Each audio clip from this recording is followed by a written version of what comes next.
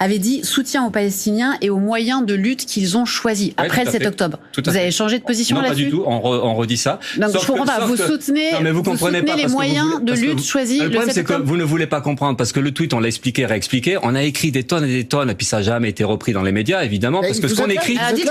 Mais c'est qu'en fait, on a sorti un tweet au moment où on savait pas encore ce qui s'était réellement passé. C'est pour ça que j'ai dit maintenant, c'est documenté. Mais c'est documenté, mais ce qui est documenté aussi, c'est la saloperie d'État d'Israël qui bombarde et qui massacre un peuple. Et c'est étonnant de commencer la discussion par ça, alors qu'aujourd'hui, on a une réalité, 25 000 morts, des enfants, des jeunes, et on voit bien qu'il y a un État terroriste, un État raciste, un État d'apartheid, d'ailleurs, on le voit. Génocidaire. L'Afrique du Sud, oui, on peut dire ces mots-là. Après, c'est toujours compliqué d'utiliser tel ou tel mot parce qu'on voit que ça rentre dans des catégories judiciaires ou dans des catégories politiques précises. Mais oui, on peut dire on est face à un génocide avec un déplacement de population. Je crois que c'est 85% de la population qui est déplacée. Donc, mais on est dans le cadre, et l'attaque du Hamas, elle était dans ce cadre-là aussi, dans le cadre d'une guerre coloniale qui dure depuis 75 ans. Et le problème, et c'est là où nous on défend la résistance, on défend la résistance palestinienne. La guerre, c'est massacrer des civils, violer des femmes ?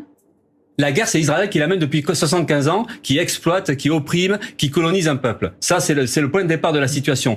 Là-dedans, il y a une résistance palestinienne. Il y a eu l'intifada 1, l'intifada 2, il y a eu des guerres et tout ça. Et là, on se retrouvait dans une situation où la résistance palestinienne, elle a quasiment plus aucune issue. Okay. Et ce qui s'est passé, c'est le Hamas qui a pensé secouer un peu tout ça et il a fait cette action-là. Nous, ce qu'on partage pas, c'est de s'en prendre à des civils. Maintenant, nous, ce qu'on partage par contre, et on comprend tout à fait, c'est que dans le cadre d'une guerre coloniale, dans le cadre où un peuple se bat pour son émancipation et pour son droit et pour sa liberté, dans ce cadre-là, nous, on soutient complètement le camp palestinien et on comprend bien qu'il y a des gens qui sont aujourd'hui pour la lutte armée parce qu'il y a que ça aujourd'hui pour se défendre. D'accord, mais pas forcément tous les moyens de lutte du Hamas. Ben oui, ça paraît logique et je crois que la plupart des gens le pensent quand même. C'est que on peut pas justifier aujourd'hui le massacre de civils ou la tuerie de civils. Mais ça va mieux en le disant.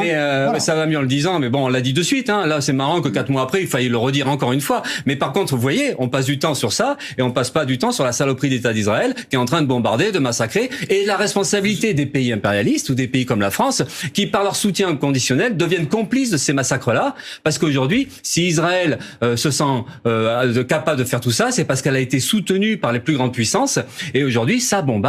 Et la difficulté qu'on a, c'est comment on s'en sort et comment le peuple palestinien ou en tout cas les Gazaouis, et y compris en Cisjordanie, parce que vous avez vu que l'armée israélienne et les colons vont tuer, assassiner des Palestiniens en Cisjordanie. Donc comment on se défend par rapport à ça? Et c'est vrai que c'est le problème d'une bataille. Et on aimerait bien qu'il y ait une mobilisation énorme qui permette d'imposer un cessez-le-feu, d'arrêter les bombardements et au moins ça, dans l'urgence, par rapport au drame humain, par rapport à ce qui se passe, il faut arriver à bousculer cette situation-là. Et c'est ça qui est difficile à faire aujourd'hui, quoi.